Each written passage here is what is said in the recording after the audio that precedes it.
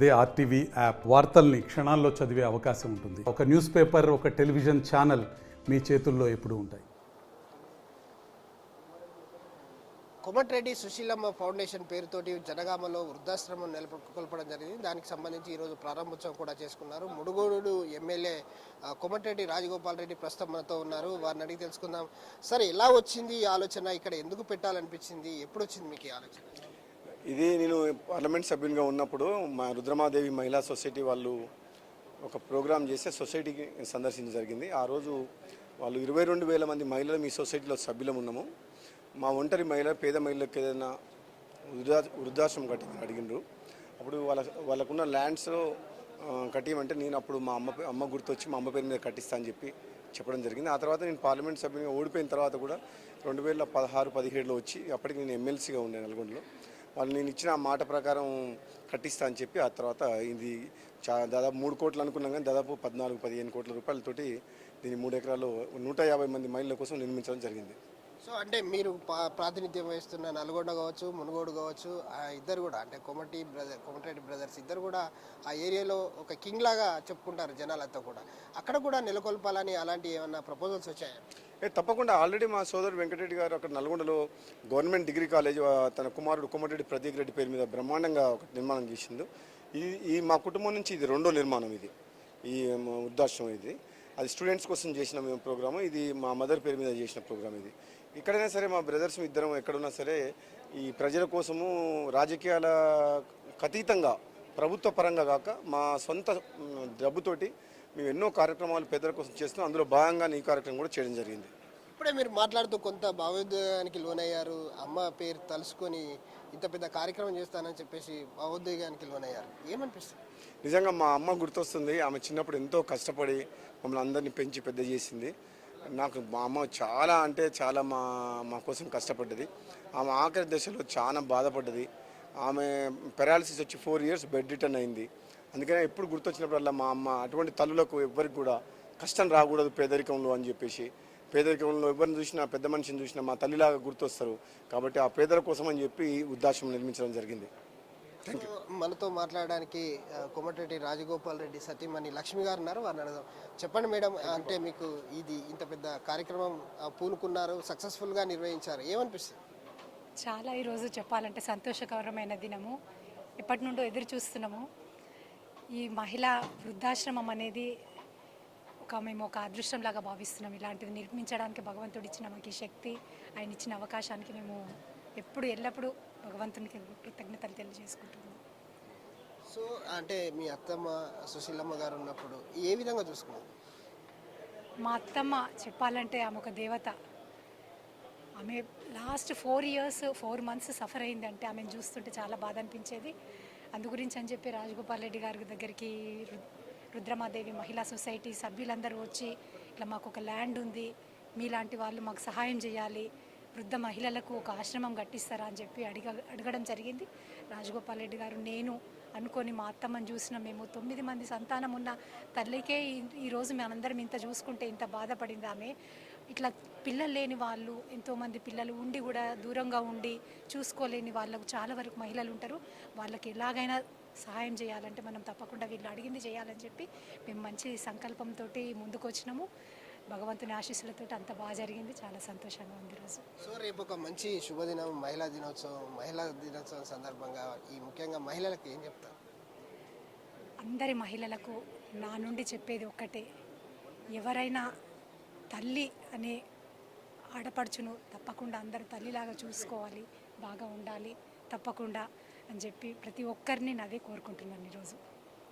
So చూడొచ్చు, ఏదైతే వాళ్ళు ఒక మంచి కార్యక్రమానికి పూనుకున్నారు, వాళ్ళంతా కూడా ఇప్పుడు పూజా కార్యక్రమంలో నిమగ్నమయ్యారు. వాళ్ళంతా కూడా వృద్ధాశ్రమానికి సంబంధించి ప్రత్యేకమైనటువంటి పూజలు చేస్తూ ఉన్నారు. వాళ్ళంతా కూడా వృద్ధాశ్రమం ప్రారంభించుకున్నారు. ఏదైతే పంచాయతీరాజ్ శాఖ మంత్రి సీతక్క చేతుల మీదుగా ఇంత పెద్ద కార్యక్రమాన్ని నిర్వహించారు. ఇది చాలా అద్భుతంగా ఉంది. ఇది రాష్ట్రంలోనే పెద్ద వృద్ధాశ్రమంగా నెలకొంది. దీనికి సంబంధించి చూడొచ్చు, ఏదైతే పూర్తిగా మనం చూడొచ్చు కోమటిరెడ్డి దంపతులు పూజా కార్యక్రమం నిర్వహిస్తున్నారు. వాళ్ళంతా కూడా మనకు కనబడతా ఉన్నారు. వాళ్ళంతా కూడా చాలా అద్భుతంగా తన తల్లి సుశీలమ్మ పేరు మీద నిర్వహించడం చాలా ఆనందంగా ఉంది. తన తల్లి తన కోసం, తన కుటుంబం కోసం చాలా కష్టపడ్డది. అలాంటి కష్టం ఇవాళ నాకు చాలా హ్యాపీగా ఉంది. ఇంత పెద్ద వృద్ధాశ్రమం అమ్మ పేరు మీద నిర్వహించడం నాకు చాలా సంతోషంగా ఉంది. అలాగే ఇంత పెద్ద కార్యక్రమానికి పూనుకున్నాను. మా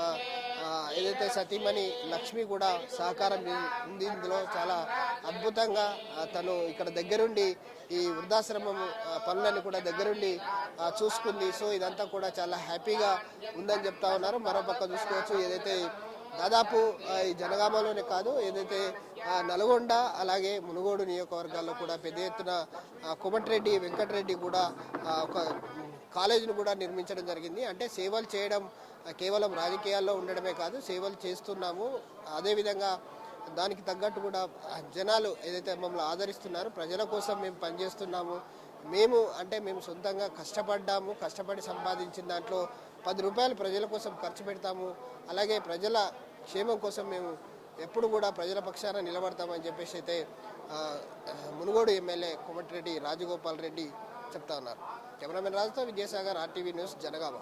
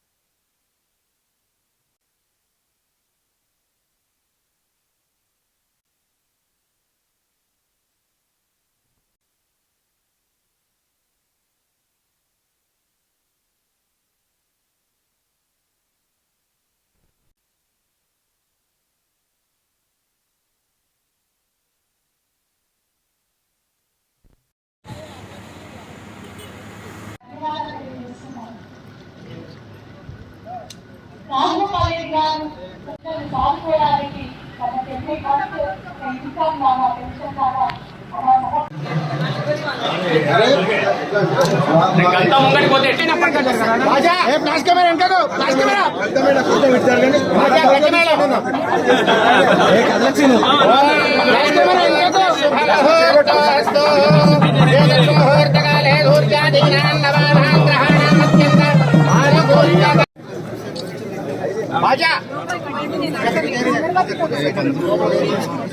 फ्लैश कैमरा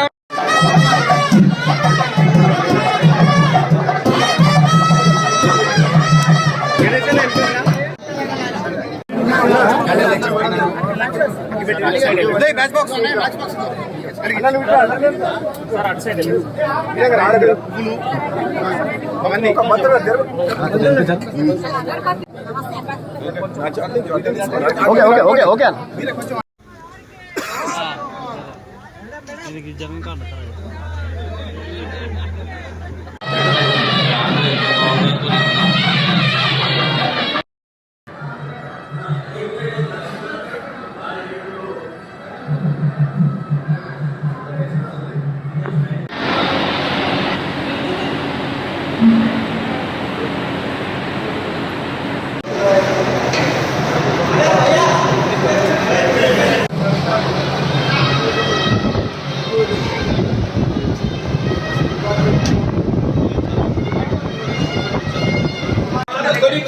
కంపెనీ